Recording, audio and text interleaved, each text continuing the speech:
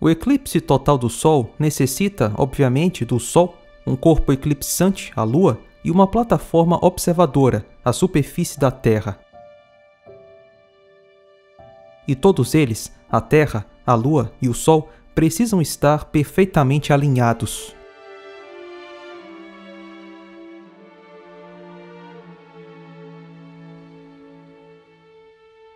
O tamanho aparente da Lua no céu deve ser quase exatamente igual ao tamanho aparente do Sol. O Sol é cerca de 400 vezes maior que a Lua, mas está cerca de 400 vezes mais distante. Se a distância entre o Sol e a Lua fosse um pouco maior ou um pouco menor, não existiria o eclipse total do Sol.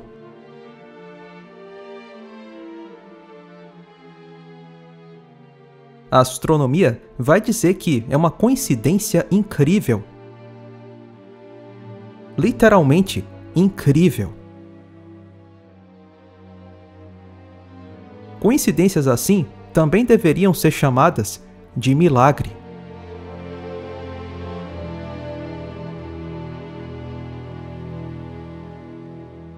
Um milagre criado por Deus.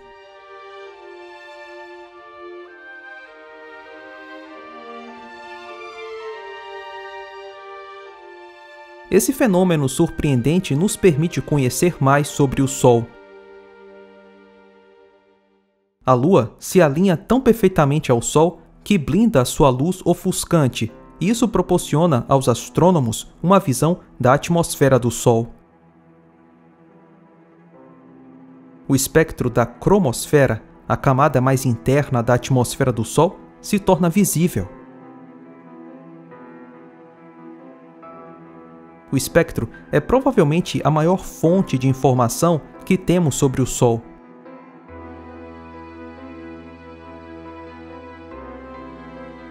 A observação do espectro da cromosfera do Sol só é possível por uma série de circunstâncias extremamente precisas. Se a Lua fosse um pouco maior, bloquearia parcialmente a nossa visão da cromosfera e diminuiria a sua luz espectral.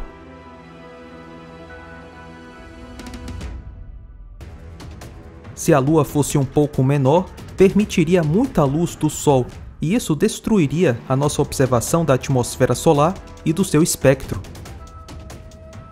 Ou seja, a observação da cromosfera do Sol exige uma perfeita correspondência entre o Sol e a Lua.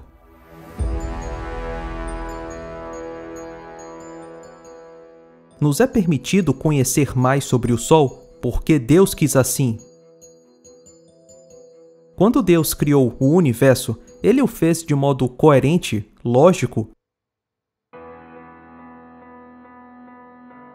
E pela vontade de Deus, o homem, ao passar do tempo, pode conhecer a criação com mais detalhes.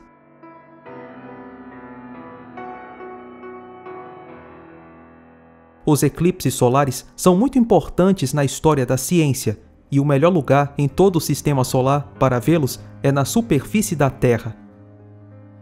A Terra, o único lugar com astrônomos.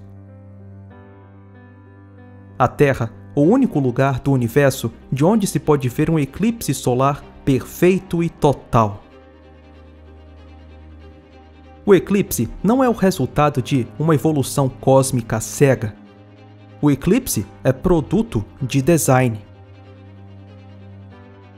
A Bíblia nos tem dito que a Terra, a Lua e o Sol foram criados para nos servir como sinais do céu. Um pouco antes do fim dos tempos, o Sol vai escurecer. E logo depois da aflição daqueles dias, o Sol escurecerá. Esse fenômeno pode ser uma referência a um eclipse solar total. O Sol e a Lua escurecerão e as estrelas já não mais brilharão. O Sol se converterá em trevas e a Lua em sangue, antes que venha o grande e glorioso dia do Senhor.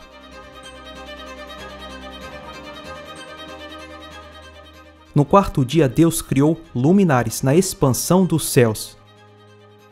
ele fez os 2 grandes luminares, o luminar maior para governar o dia e o luminar menor para governar a noite. Esses luminares servem também para sinais.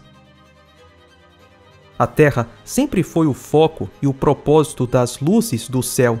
Afinal, tudo gira ao redor da Terra.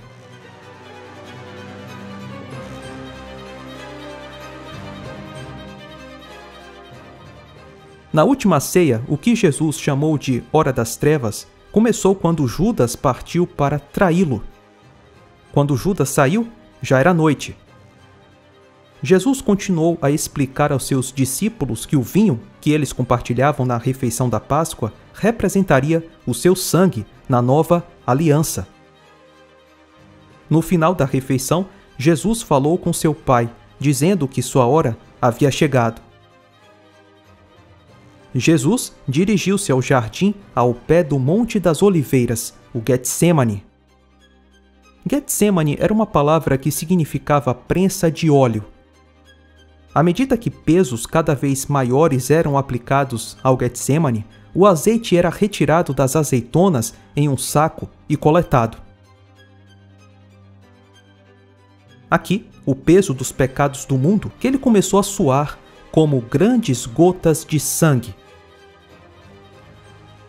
Esse fardo do pecado colocado sobre ele estava produzindo o óleo de sua unção como Messias.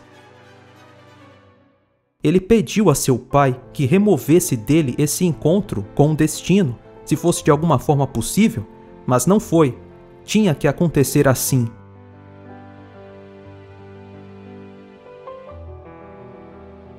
Durante toda a escuridão da noite, Jesus foi submetido a julgamentos encenados para depois ser entregue ao governador romano, Pilatos, por ousar afirmar que era o Messias, o próprio Deus encarnado. Jesus foi então traído, negado, abandonado, escarnecido, espancado e cuspido. As suas costas expostas por açoites.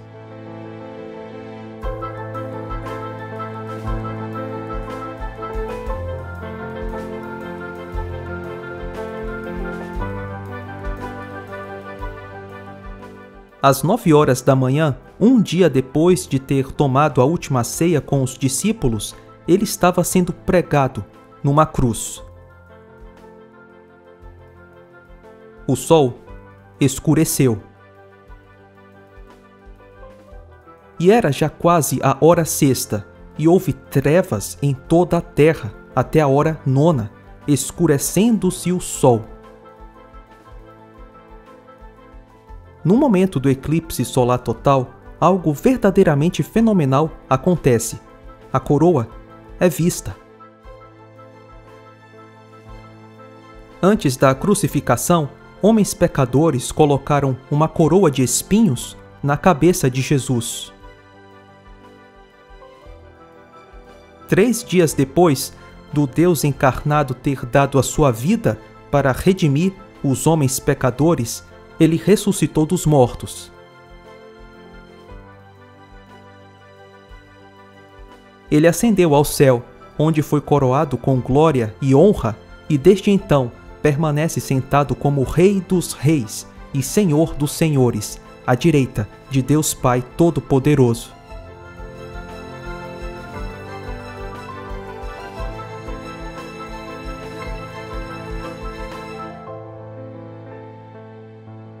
Assim como em um eclipse solar, as trevas não venceram a luz.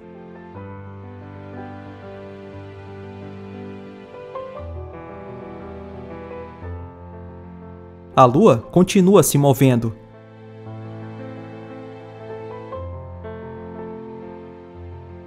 O brilho do meio-dia retorna e a luz do sol, mais uma vez, governa o dia.